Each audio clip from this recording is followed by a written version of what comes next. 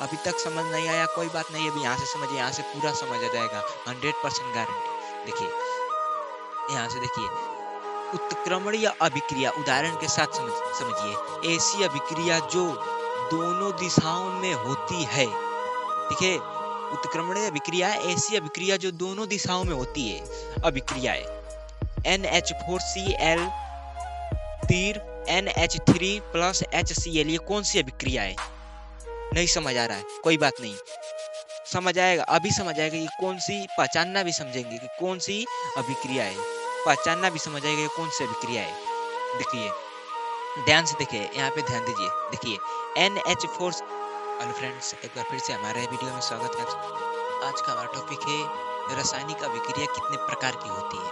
ठीक है, जो आज हम इस वीडियो में पढ़ने वाले हैं, रासायनिक अभिक्रिया कितने प्रकार की होती हैं और कितनी होती हैं, इसके बारे में हम आज पढ़ेंगे इस वीडियो में। क्लास 10th का केमिस्ट्री है, ठीक है, क्लास 10वीं कक्षा का केमिस्ट्री पार्ट 1। ठीक है, अगर पार्ट 1 नहीं देखें तो आप जाके देख लीजिए, ये पार्ट 2 है। ठीक है, तो चलिए वीडियो को स्टार्ट करते हैं। चैप्टर 1 है। ठीक है, देखिए रासायनिक अभिक्रिया कितने प्रकार की होती है। पहला मुद्दा हमारा है कि रासायनिक अभिक्रिया कितने प्रकार की होती हैं। सबसे पहले हम जानेंगे रासायनिक अभिक्रिया निम्न प्रकार की होती हैं। ठीक है, रासायनिक अभिक्रिया निम्न प्रकार की होती हैं, और जितनी हमारी बुक में दी गई हैं उसके हिसाब से हम पढ़ेंगे। ठीक है, रासायनिक अभिक्रिया निम्न प्रकार की होती हैं। कौन? पहला है योगात्मक अभिक्रिया और संयोजक अभिक्रिया। अब आपको समझ नहीं आ रहा होगा, कंफ्यूजन थोड़ा होगा, ये दो नाम क्यों लिखा गया है, योगात्मक अभिक्रिया होगी या संयोजक अभिक्रिया होगी। तो जो ये परिभाषा है, ये परिभाषा का दो नाम दिए गए हैं, ध्यान से समझिए। जो ये परिभाषा दी गई है, इसके दो नाम हैं, योगात्मक अभिक्रिया और संयोजन अभिक्रिया। इसके दो नाम हैं, दोनों नाम में से कोई एक नाम आपको एग्जाम में पूछ सकता है। आप अगर दोनों नाम आपको याद रहेगा तो आप आसानी से लिख लेंगे। अगर आपसे पूछ दिया योगात्मक अभिक्रिया, आप पढ़ के गए, आपसे पूछ दिया संयोजक अभिक्रिया, तो आपको पता ही नहीं कि संयोजक अभिक्रिया होती क्या है, आपका छूट जाएगा। तो इसके लिए ये जो दिया गया है, योगात्मक अभिक्रिया और संयोजक अभिक्रिया, ये दोनों एक ही नाम है। ठीक है, ध्यान से वीडियो में बने रहिए और देखिए, आपको सब धीरे धीरे समझ आएगा। ये दोनों एक ही नाम है, ये परिभाषा का दो नाम है और दोनों का काम एक ही है। ठीक है, इतना समझ आया? क्लियर? तो देखिए अभी परिभाषा क्या है, ऐसी अभिक्रिया जो दो या दो से अधिक पदार्थ से मिलकर एक ही पदार्थ बनती है। इसका कहने का मतलब क्या है, ऐसी अभिक्रिया जो दो या दो से अधिक पदार्थ से मिलकर एक ही पदार्थ में बनेंगी। मतलब दो तीन कोई पदार्थ हो गया, उन दोनों को मिलाने के बाद वो एक ही रूप में आएगा, एक ही पदार्थ बनेगा। मतलब कोई पदार्थ, जब पदार्थ का रहा है तो पदार्थ में दुनिया की हर एक चीज आ जाएगी पदार्थ में, केवल सूर्य का प्रकाश छोड़कर, क्योंकि उसको मान्यता नहीं प्राप्त हुई है।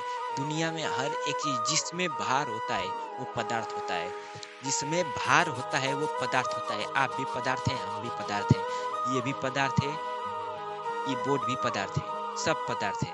तो इसके कहने का मतलब क्या है कि ऐसी अभिक्रिया जो दो या दो से अधिक, ऐसी अभिक्रिया जो दो या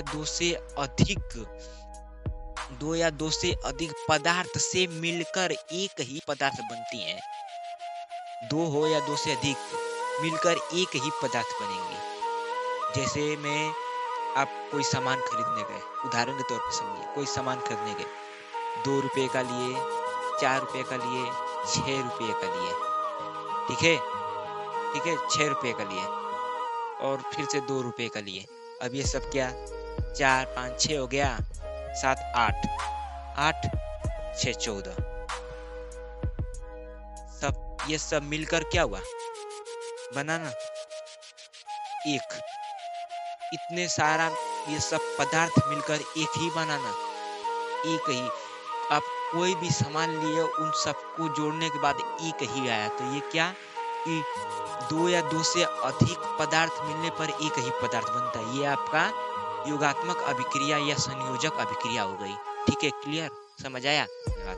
देखिए, और इसमें एक और, यह एक अनुत्क्रमणीय अभिक्रिया है। यह एक अनुत्क्रमणीय क्रिया है, अभिक्रिया है। यह योगात्मक अभिक्रिया, संयोजक अभिक्रिया, यह एक अनुत्क्रमणीय अभिक्रिया है। तो आपको अभी समझ नहीं आया होगा कि अनुत्क्रमणीय क्रिया क्या होती है। आप सभी लोग के मन में एक डाउट होगा, ये अनुत्क्रमणीय कौन सा फंडा है? ठीक है, ये फंडा बहुत सा आसान है।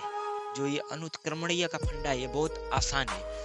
बस आपको बस देखते ही पता चल जाए कि कौन सा अनुत्क्रमणीय और कौन अनुत्क्रमणीय नहीं है। आपको बस देखते पता चल जाएगा। आप इस वीडियो में बने रहिए, आपको सब धीरे धीरे समझ आएगा। ठीक है, तो देखिए, सीरियल बाय सीरियल पढ़ेंगे। अभी जब इसका पारी आएगा तो हम आपको ये बताएंगे, इसके बाद ही आएगा। ये जो हेडिंग है, इसके बाद एक और हेडिंग, उसके बाद इसका पारी आएगा। देखिए, आप वीडियो बने रहिए, तभी समझ आएगा।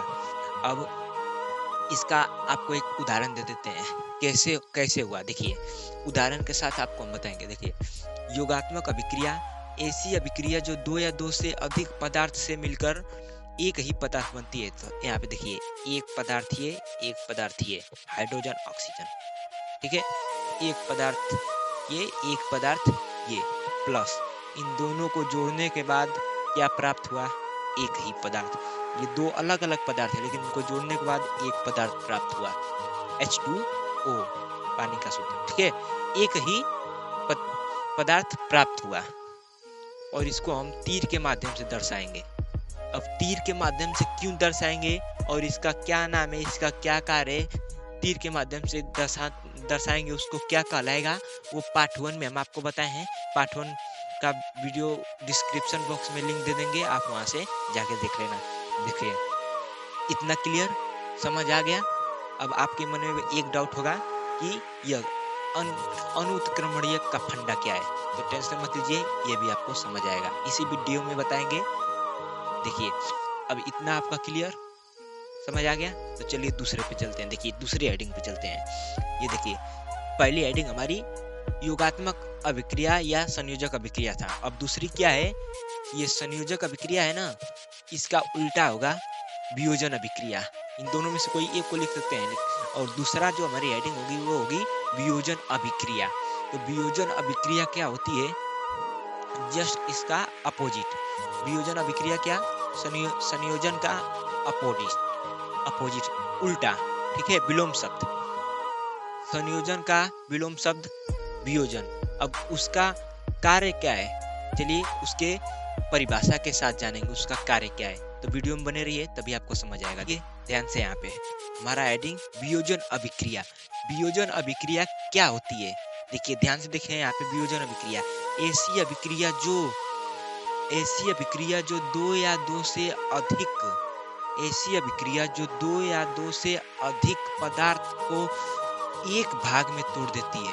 ठीक है, वियोजन अभिक्रिया ऐसी अभिक्रिया जो दो या दो से अधिक पदार्थ को एक भाग में तोड़ देती है, उसे हम वियोजन अभिक्रिया कहते हैं। जस्ट उसका उल्टा, वो जोड़ रही थी, ये तोड़ रही है।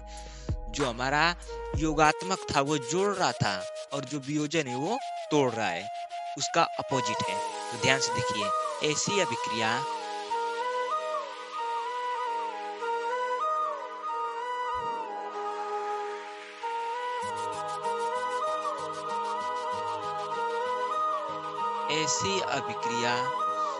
जो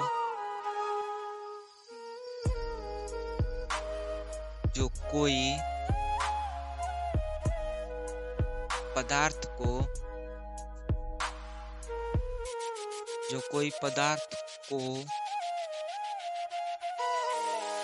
दो या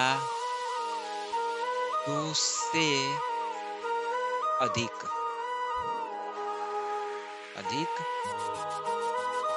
भाग में टूट जाती है।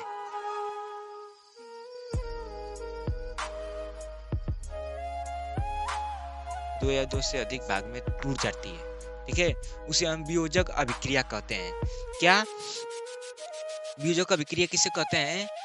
ऐसी अभिक्रिया जो कोई पदार्थ को ऐसी अभिक्रिया जो कोई पदार्थ को दो या दो से अधिक भाग में टूट जाती है, उसे हम वियोजक अभिक्रिया कहते हैं। ठीक है, ऐसी अभिक्रिया जो कोई पदार्थ को दो या दो से अधिक भाग में तोड़ देती है या टूट जाती है, उसे हम वियोजक अभिक्रिया कहते हैं। ठीक है, समझ आया? मैं जानता हूँ आप सभी लोग को नहीं समझ आया होगा, टेंशन मत लीजिए। मैं जानता हूँ कि आप सभी लोग को नहीं समझ आया होगा, टेंशन मत लीजिए। इस वीडियो में आपको अभी समझ आएगा। देखिए, टेंशन मत लीजिए, देखिए अभी समझ आएगा। देखिए उदाहरण के साथ समझ आएगा। देखिए कोई बात नहीं, देखिए उदाहरण ले लीजिए। ठीक है, उदाहरण ध्यान से देखिए, अभी समझ आएगा। अभी तक नहीं समझ आया कोई बात नहीं, अभी तक नहीं समझ आया कोई बात नहीं, अभी समझ आएगा। देखिए उदाहरण के तौर पर देखिए, जो हमारा उदाहरण, ये आपका एक तरह से यह एक लिख लीजिए, यह एक उत्क्रमणीय अभिक्रिया है।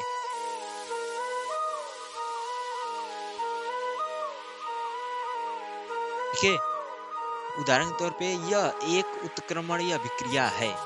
ठीक है, यह एक उत्क्रमणीय अभिक्रिया है। तो ये अभी आप सभी लोग को समझ नहीं आया होगा, ये उत्क्रमणीय अभिक्रिया क्या होती है। अभी आप सभी लोग के दिमाग में एक फंडा फंसा था कि अनुत्क्रमणीय क्या होता है, अभी एक और आ गया। एक उत्क्रमणीय संख्या क्या है, एक तो था दूसरा भी आ गया। एक समझ नहीं आया, दूसरा भी नहीं आया, तो टेंशन मत लीजिए, इस वीडियो में दोनों समझ आएगा, अभी समझ आएगा। अब उसकी सीरियल बाय सीरियल पढ़ेंगे, उसकी पारी है। देखिए यह एक उत्क्रमणीय अभिक्रिया है, तो इसका एक उदाहरण आपको हम दे देते हैं। जैसे NH4Cl, ठीक है, और NH3+HCl। देखिए ये उदाहरण, इसका उदाहरण अभी यहीं से आप सारा खेल शुरू होगा। ध्यान से देखिए, ये उदाहरण NH4Cl, तो ये एक पदार्थ, ठीक है, यह एक पदार्थ हो गया, इसको दो भाग में बांट रहा है। ठीक है, यहाँ पे देखिए, ऐसी अभिक्रिया जो कोई पदार्थ को दो या दो से अधिक भाग में तोड़ देती है। एक पदार्थ इसको दो या दो भाग में तोड़ दिया, दो या दो से अधिक भाग में तोड़ देता है। एक पदार्थ है, इसको दो भाग में तोड़ दिया। ठीक है, यहाँ पे देखिए, समझिए, यहाँ से सारा खेल है। इसको दो भाग में तोड़ दिया, दो भाग में तोड़ देती है, तो ये कौन सी अभिक्रिया हो जाएगी?